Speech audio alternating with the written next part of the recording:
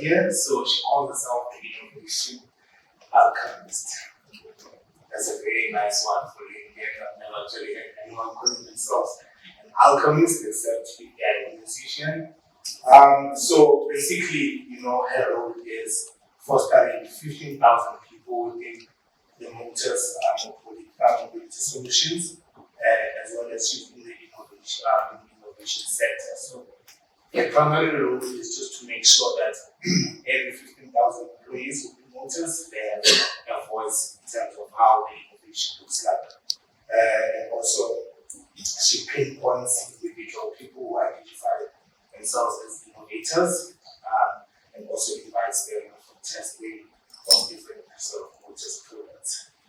Her background, she started off at ABSA as a PDM. I did my research. She started as a PDM for ABSA, and if that was not enough for her, she went and co-founded a company called Hemisphere Solutions. And after that, she went to Regent Insurance, whereby she was the general manager within the innovation space, and now she has the innovation within Motus. So let's give her a round of applause. And then we have Mr. Jordan Sike, all the way from Congo. We actually had dinner yesterday, and he told me that his wife is from the DRC, because I was asking him, how he felt about the Bafana game. So, all the way from Congo. So, Mr. Jordan here identifies himself as a Pan-Africanist and a global active citizen. He's a very enthusiastic person. He's full of energy, you guys will see. And also, he calls himself the servant of humanity. Beautiful. So, we have the servant over here of humanity and the alchemist over here. So, Jordan holds a master's degree in strategy and business analysis, which he obtained at the Wits University. And that's where he's currently working. He's been there for 16 years. He started there as a land administrator. I think that's IT, right? So he was fixing IT cables, land administrator, and now he is the CRM strategist and change management. So Kendall's presentation really resonated with you, I hope. So let's give a round of applause. So the things that we're just going to discuss are pretty much just going to keep the slides. If you guys have any questions, you're more than welcome to ask the two guys questions. All right. But I do want to ask you, Ms. Este, a question. All right. And this is pretty much just tied on how does, what drives innovation within your portfolio in terms of how do you use data, right, that you collect from these 15,000 people that you use and collect. How do you transition that into like actionable things such as innovation? Do you want to talk a little bit about that? Is it on? I think it's on. 1, 2. So, firstly, Mawande, I'd like to thank you for the opportunity you just gave me to get innovation on this. I'll already know this job. It's very interesting when you sent me this question. Actually, I ran it a couple of years ago. Just firstly, who of you are familiar with Professor Clay Christensen? So a couple of you. So he's been the father of disruptive innovation, Harvard professor. And I didn't know in 2006 in my banking days when I had the privilege to work with him on a 6-month project. He didn't have a clue. But interestingly, in 2010, I think it's a decade or so ago, he came to South Africa and he did a talk. By then I knew who he was. But towards the end of the talk, somebody asked him also the question, because he was talking about innovation, corporate innovation, disruptive innovation. Somebody asked him the question, so what role does data play in innovation? And I mean, the man is our professor, his life is about data and statistics. And I need to tell this story, and I've told it to my team a couple of times, because one of the things in my life that has very few things has made this impact on me was his answer. So he's a tall man, over 2 meters tall. He's a very imposing person. And when he got the question, he just went and he stood still at the front of the stage. And his head was bent down. And he did have a stroke a year or two before this event. I wasn't sure whether he wasn't feeling well, whether he was praying, because he stood still for an uncomfortable amount of time, and then he started answering, and this was his answer. He said, one day, I'm going to die. And when I die, I'm going to go to heaven. And when I get to heaven, I'm going to meet with St. Paul, St. Peter. And he's going to show me to my quarters. And I'm going to settle in my quarters. And once I'm settled in, because it's small quarters, it will be quick, I'm going to go back to St. Peter. And I'm going to say to him, I'm settled in, thank you very much. I'm ready. I can start to work. Where's the data? And he then said, St. Peter looked at him and said, if you want data, go to hell. And that was sort of the response of the audience. And we thought now he was going to explain himself. That was it. That was the answer. And that stayed with me because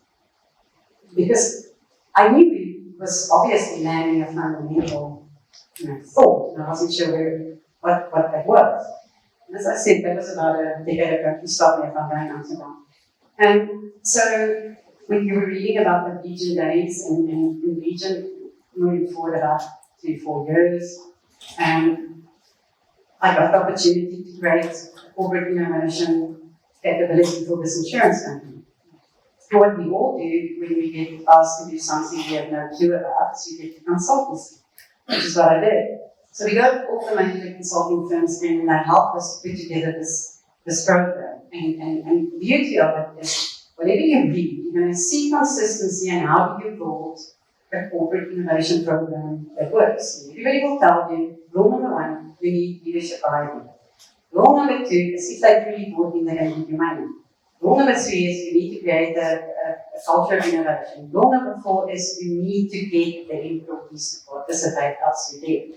And rule number 4 is normally you have to recognize and reward people for their contributions. So, having a brilliant consultant South African company did exactly that. We launched the corporate innovation program and we took it right through from really getting the buy-in, getting the money, sourcing a platform for this corporate innovation, and launching the first challenge, having teams, present beautifully, we had the senior leadership team adjudicating the ideas, and we took it right through to recognition, the guys that won the prizes. And the consulting firms were saying, brilliant job, extremely well done. We got an engagement rate of 72%. They said they've never seen that before. 72% of the employees were part of this program.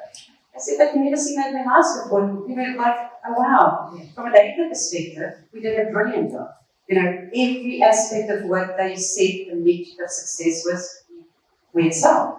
Very tough. And, after the first adjudication day, the teams that got shortlisted, the CEO said to me, that was fantastic, but now, I don't know.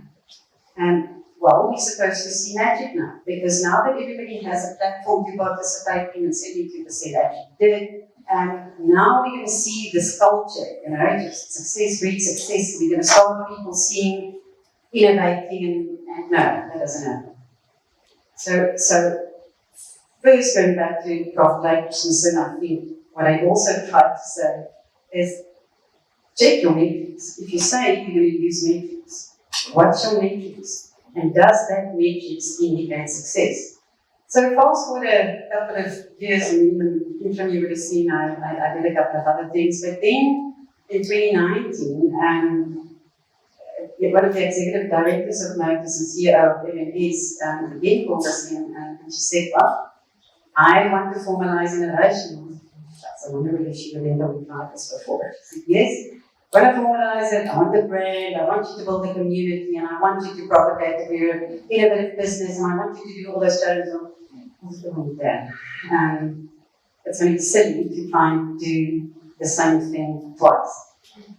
And I'm going to hang my story there like that, because in the next conversation I will, or in the next question I will elaborate on that. But back to Prof. Jacobson's, and you said you want to go to how. I want to use two examples that we are all very familiar with, and I think if we serve this in the room, in a, as we say in Afrikaans, and I'll explain that to you later. But let's, for instance, take the example of this virus that I think all of us, changed all of our lives about. Now, since we were locked down, I think most of us had a bit of time to sort of research what's going on in the world, because this was the weirdest thing. And since we're in innovation, and since we are taught to apply our critical thinking, that's exactly what we sort of did. And then trying to look at this thing from different sides. And here was one of the interesting observations during that time. As most of you know, they came up with the intervention, and then they had to convince the entire world that this was a good thing. Now, if you look at what they used to convince people that this was a good thing, is they would say the results show, the experimental results shows that it decreases your chances of dying by 95%. Sounds convincing. When you look at the crowd that then said, no, I'm not so sure about this experimental intervention, they would say, the studies show, that same study, that it decreases your chance of dying by less than 1%. It's the same study, it's the same data. Both of those are true. And that, I think, was in that time when I, for the first time, really started understanding what Prof. Jacobson meant. I can throw another bomb in here, climate change. When you look at this side for the fact that we, all billion of us, needs to do something dramatic and very quickly from a climate change perspective, you will see the data they show. They would say, in less than 100 years, the levels of CO2 on Earth increased by more than 35%. And it comes from the IPCC's reports. That's true. The graph that tells us that there isn't a crisis and we don't have to give up a couple of things. They tell us that over the last 100 years, CO2 levels increased by 0.1%. That's also true. It's the exact same report. They're talking about the exact same data. One is relative, one is absolute. All of that's the same. And that is what Prof. Clay, I think, essentially meant. And for us in the innovation team, I think we are challenged every single day when the teams gather their insights and we start analyzing their data and we start preparing for them to present to the sponsor. I think that's when we need to call on all you have in yourself from a morality perspective and just say, be true with the data, be true with what you present. And I think the beauty of what we have noticed, the recognition given for a team that presents the evidence of why something won't work, and the team that presents the evidence of what could work, it's exactly the same recognition. So I think that's a little bit about in the right direction. So a hell of a long answer to that. Yeah. Just one short question. Is the professor still alive? Yeah, unfortunately passed away, so I couldn't check with him. So maybe it's chilling at St. Paul and see. But over to you, Jordan. The one question that I want to ask you is, how have you seen CX sort of evolve in higher education? Thank you for the question, and thank you, QuestionPro, for having me today here. CX, it sounds like a buzzword to many people because the definition of concept differs from industry to industry. The experience or the customer experience in varsity or in academia, we don't talk about customer because knowledge is not for sale. And I know people are wondering, but why do we pay fees? I know, I always get that question. To avoid asking that question, basically people pay fees to maintain the infrastructure and to pay our salary. Yes. But not to get knowledge. because knowledge is not for sale. So, speaking from a customer point of view, a student experience is different from a customer who wants to buy a new car. It's different from a customer who goes to this big brand coffee shop that I always got pissed off of. Because I don't understand why Americans have to queue in the morning to wait for coffee. I don't see the point. But there is a magic beyond queuing at Starbucks and get that venti coffee, whatever the case may be. And now coming back to higher education. Higher education is a particular industry in the world because we live there as a community. The task starts from the parent who entrust our brain to bring his child or to recommend our institution to the child.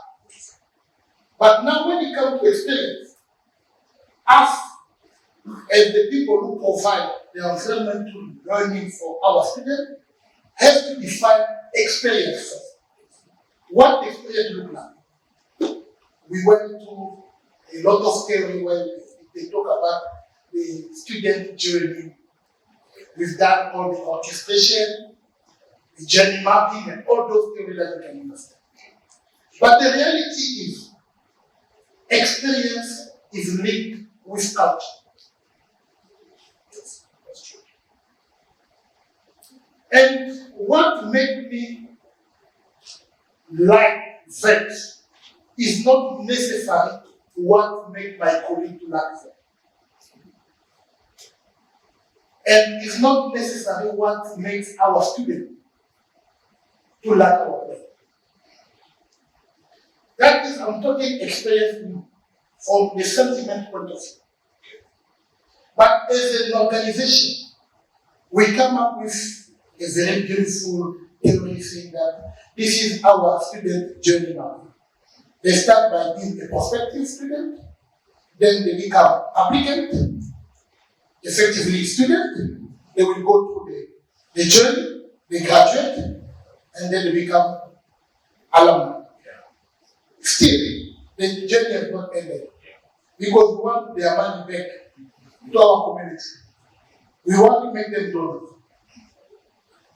But each and every stage of the journey is defined or described a different experience of it. And that is where the magic happens. As an organization, we will define experience from our perspective. But when we're falling short, this is speaking from the South African perspective, because I've tried to apply to several universities just to get the experience. When we're falling short, is that we don't necessarily interrogate our students, our constituent, to get what experience means. So, the experience that we as an institution are trying to enforce is to ensure that our students, when they come and apply, being online or walk-in, we convert them to be a student. But what happened between them being students and graduating, that is a mess. So I'm being honest here. I don't want to take research left and right and try to picture and give you a beautiful picture. Then people will be like, oh, this is the experience at work. Different experience, different touch point gives a different meaning for experience in each and every customer. But for us, linking AI, because AI is a trend now, is about the personalization of the engagement between student and any service provider within the university. Being at the enrollment center or actually at their faculty level. So, if we can still define it,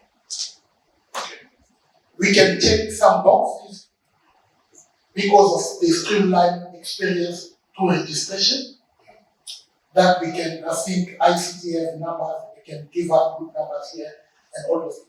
Okay. And I can also tell you from this year perspective, we had 146,000 applicants for 6,300 places. How do you define the experience of the person who did not make it over?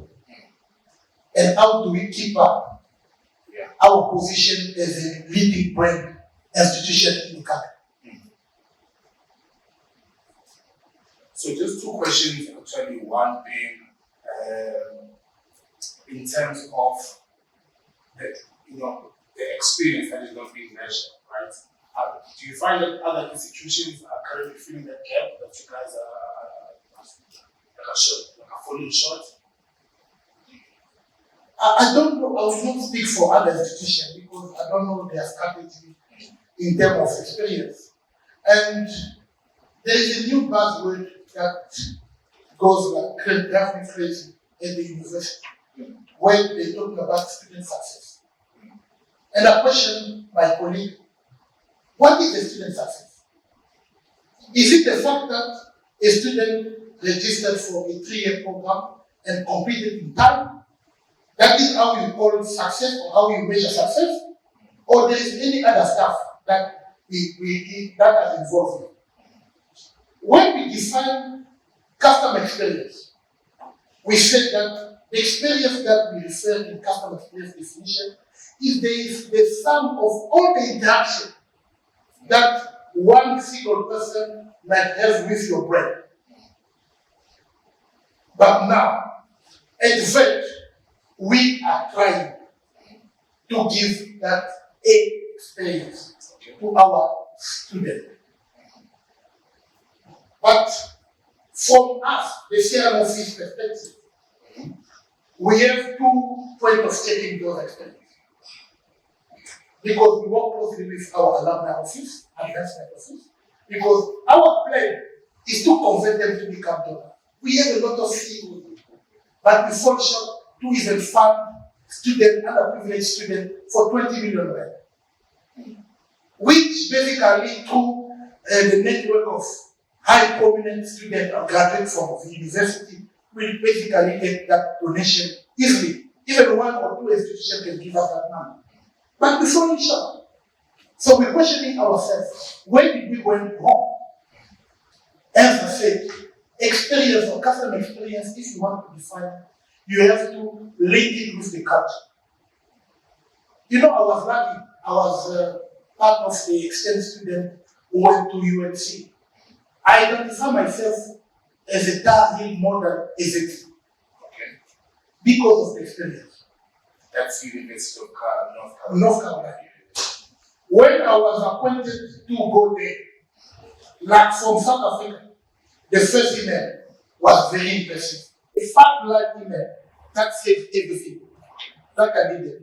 They made sure they sent me a SIM card that was registered in the US. Came to Vet University. They gave me the envelope with all the instructions.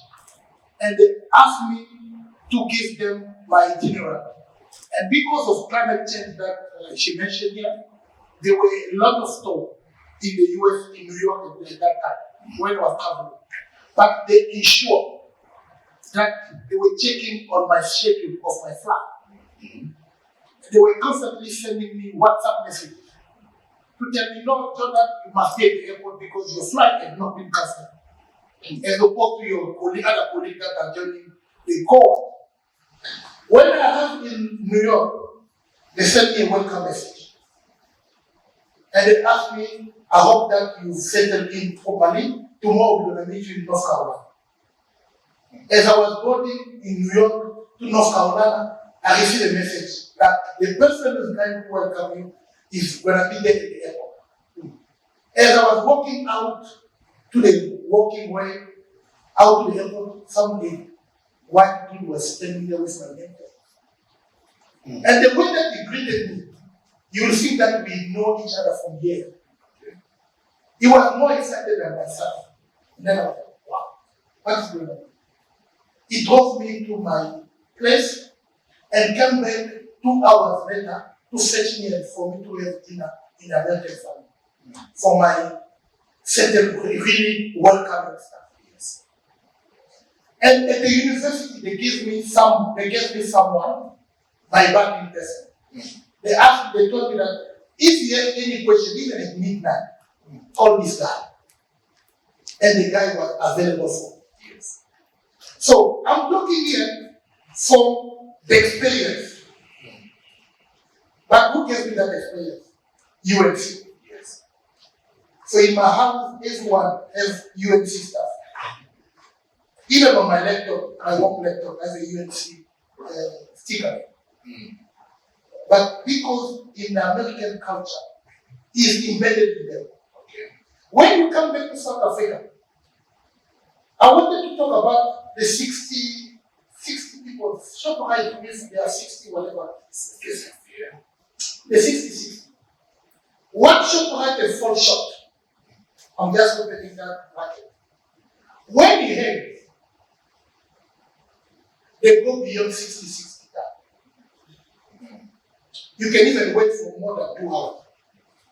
But since we've been complaining about that bad experience, Shoprite has never come back to us to apologize or to change their marketing line to say that, guys, we will ensure that in 60 minutes or whatever it's called, we will deliver your order when the weather is cool and flat. But when you have, please bear with us, give us 3 hours. Then, from my perspective, I will understand. Yes. But I cannot be waiting there on my phone. The guy is not even moving. Because culturally, they set precedent, which is not fitting back to my expectation as a customer. So that is the problem that we have even at the university level. We are trying from our end as a CRM office, we try to define, we want the student to go this way. But technology can only give us to a certain extent. The human touch is important. But during orientation and education, we are overwhelmed. We even seek advice and support from our students that we have to pay as part-time workers to help us to the journey. But still, we haven't get it right yet. So it's very difficult for me to speak about the experience because it doesn't even match the definition of the normal experience. Okay. So if you were to donate 20 million rands, where would you donate to? Wits or University of North Carolina?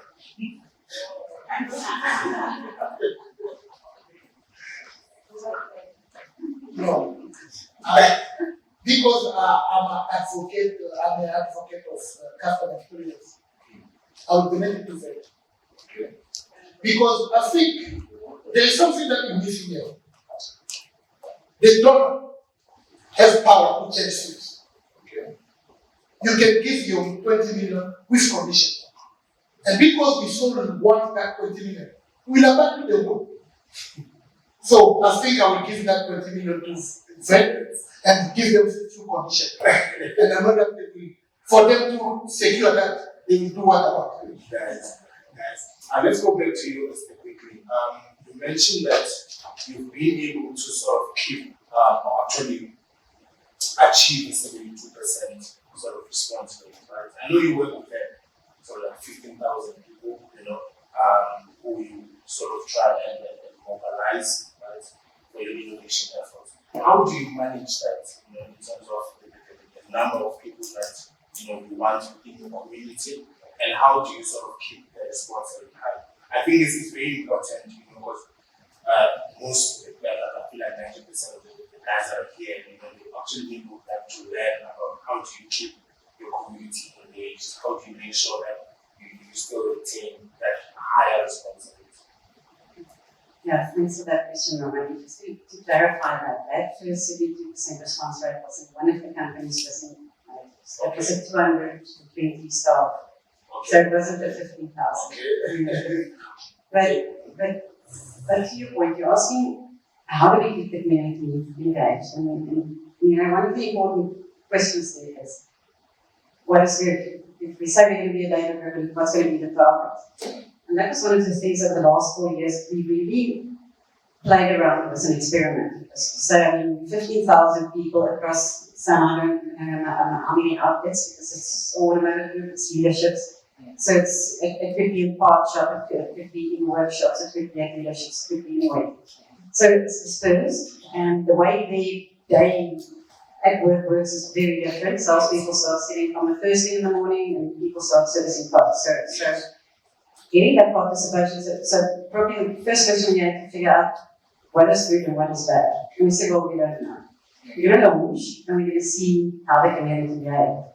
And Sam, my colleague that I'm referring to here, is one of the world's best marketers. So if you want to launch anything, you put it on the job. So what Sam enabled us to do was to ensure that we've got in-person amazing events, to ensure that there's continuous, what we call inspiration events, where we have stalls. And anybody in the company can go in.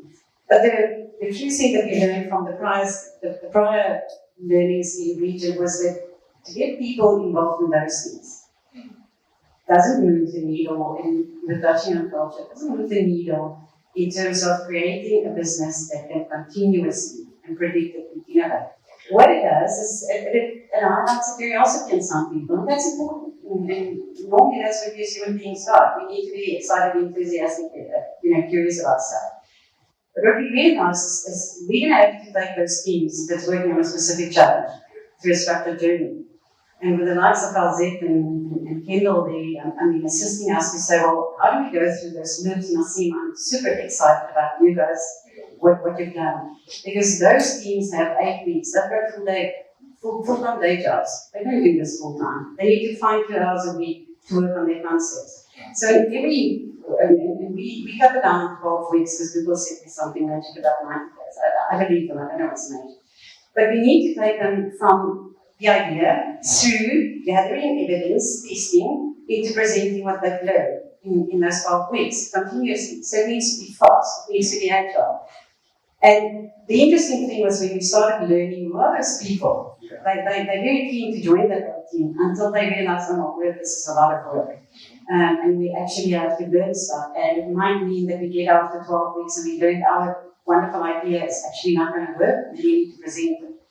So we looked at what do those people look like? And how many of that do we have to say the program is successful? And with all the work Sam has done, just to give you a couple of numbers, we in the last year had about 750 out of the 15,000 people participating in sort of those, what everybody calls innovation theatre events, and then a tenth of those, literally about 50, 60. Then join teams, tiny teams, 3-4 people, working and going through those cycles. And what we've also learned about those cycles is be specific. Thank you, Kendall and Alzette. Be specific on what's the insights you're looking for. Because there's a lot of interesting ones. Which ones of those are valuable? And I think through that journey, we've now started picking up repeated sort of similar employees in the business coming up and saying, I'm very curious about that thing. I want to work on that thing. And to your question, how do we get them engaged? That is what we want. We want people to test things so that something comes out the end of the funnel.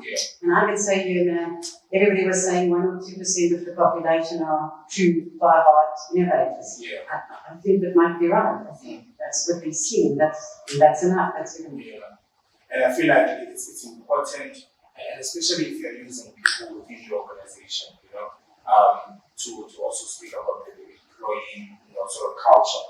The mere fact that people feel engaged, they feel like they're part of the bigger scheme of things. So you also feel like the 1%, 2% that really participate in the loyalty, feel like they're really empowered in it. I'm actually glad to bring up that question, Mawande, because that 1 or 2%, those individuals that join the teams, they put the hours in the blood and sweat in.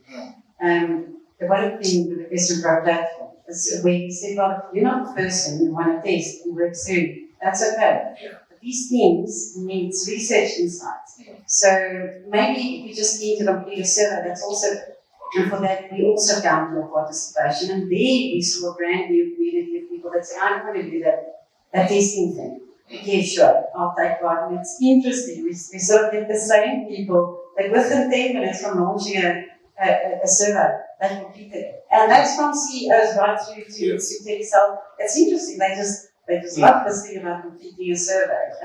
So that's a different way of participating. And to us, that shows the culture. Some people love these events, some do the research, some do the testing work, and all of that creates a... And it's always important to nurture those ones who are the let me ask you a question, Jordan, if you want to take it back to that, right? Versus this is an institution that really prides itself in research, right, in general. And you guys, I feel like you've been in the forefront with regards to other institutions when it comes to research.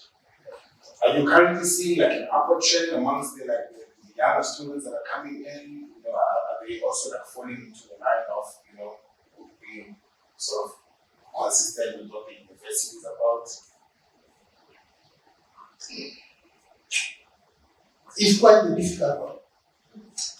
Because what we've seen lately, even through a direct observation,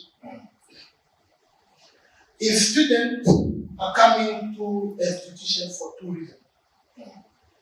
The brand reputation and that paper, certificate. And trust me, when you need that certificate, you will give all about the requirement to fulfill that task. But on the other side, the university is pushing.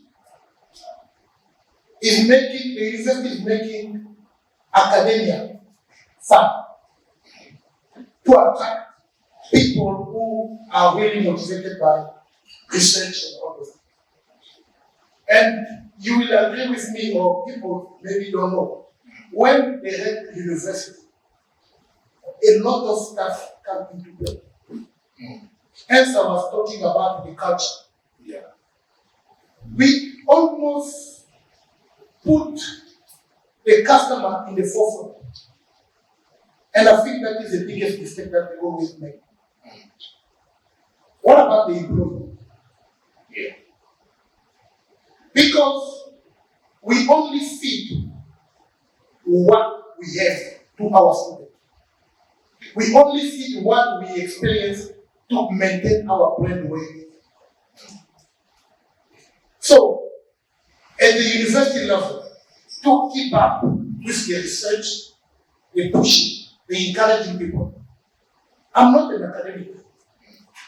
I'm a support staff, but the institution has been supporting me, paying for my conferences, paying for my publication fees, for me to publish and to keep our brand up. So from the institution perspective, yes, we are doing everything to maintain that culture of research-oriented institution. However, when it comes to students, a lot of students are just like, let me complete this and go. I will not mention his name. It was one of our interns in my department. He now moved to a bank. He walked one morning to talk to me, and then he said to me, I bet I didn't see you here. I said, no, I was abroad, I was going to conferences and presenting stuff. Then he said to me, how much do you get for traveling and writing papers? A lot of time. I said, because I'm passionate about the research. Yes. And I will do it without money involved. And then he said to me, well, you know what? My supervisor asked me to publish my paper. But I asked him, where's the money? I said, research is not about the money. It's about the notoriety that it gives you. I don't call anyone doctor, because people who go and write their honoris causa doctor, they want us to call them doctor. What about the person who has gone through the journey of a PhD? Yes. So I always value the effort. Yeah. So I will call you doctor if you have gone through the process. And I will even put applause for you. I will even put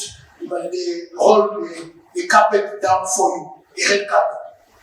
So That is the problem that we are having now. The purpose. People are not coming to the university for them to enhance their research abilities or to move forward with research. That's why you will see a lot of professors cannot go on retirement. There is nobody to take over from them. So they will be publishing paper even at 80 years old. Because there is no one to come and support those projects. People are moved by money. And that's why I said reputation and the requirement of the deal. A student will come to VET because VET is the second best university in Africa. If I got accepted and if I complete my degree there, I have 90% chances for me to secure a very good well-paid job. So will you ask that student to come and do research? He will call you that he doesn't want to be poor because he's coming from a very poor background. He wants to sustain his family, he wants to elevate them. So it's a give and take here. What the university can do to attract researchers. So that's where it pretty much like, right? So that, guys, I can ask a lot of questions. I work for QuestionPro. So if there's anyone who wants to ask a question before we allow these two guys to sort of just share their final sentiments, the mic is open. Shout out to Samantha as well. She's also here. But maybe we can leave it for the networking. I know the guys will prepare dinner for us. But I would like to say thanks to you both. Este, any last sort of sentiments from you? I think, again, Simon has seen, we had this conversation earlier during break, maybe what could be useful for South Africa. I mean, like we've gone through this decade-long learning of how to get this thing really to gain traction in corporates. It's maybe a good idea for QuestionPro to help corporate South Africa together. That we put our resources and our knowledge and we can duplicate this. I think we all win. But thanks for this. Thank you so much. Jordan? Yeah, I just want to echo the very same sentiment. And I want also to thank QuestionPro for having this conversation. And I think people may be hesitant about asking questions here, and hopefully they will ask more during the networking session. However, I want just to make sure that we must not blind ourselves about the customer experience journey. If I have to put it into an innovation graph, I think in terms of customer experience in South Africa is in the chart. Between the early adopters, people who came with a lot of knowledge of customer centricity organization, and people who have gone through the early adoption have burned down their fingers and trying now to fix the mess. So South Africa as a country is sitting there in the chart. But now it's up to you and I to ensure that that gap is filled. And we will be talking about customer experience on a very different level. And we will not be envious about American or developed world. We'll be able to implement our own successful story and share it across the board. That is my life. Thank you. Nice. Thanks a lot. Let's give it a